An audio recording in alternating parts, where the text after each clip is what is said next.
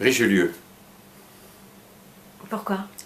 Pourquoi? Parce qu'il est intervenu dans l'histoire de France à une époque où la France était très menacée d'explosion et que c'était une brute, hein, sans conteste. Mais ça a été une brute efficace, voilà.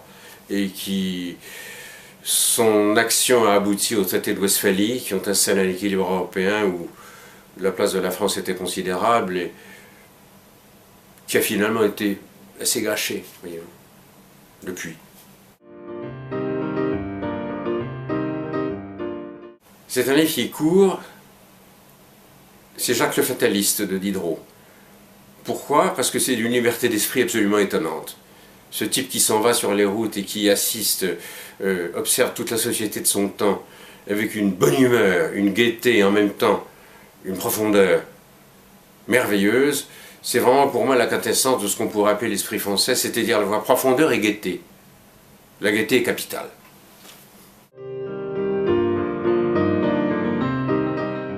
Ce serait Splendeur et misère des courtisanes de Balzac.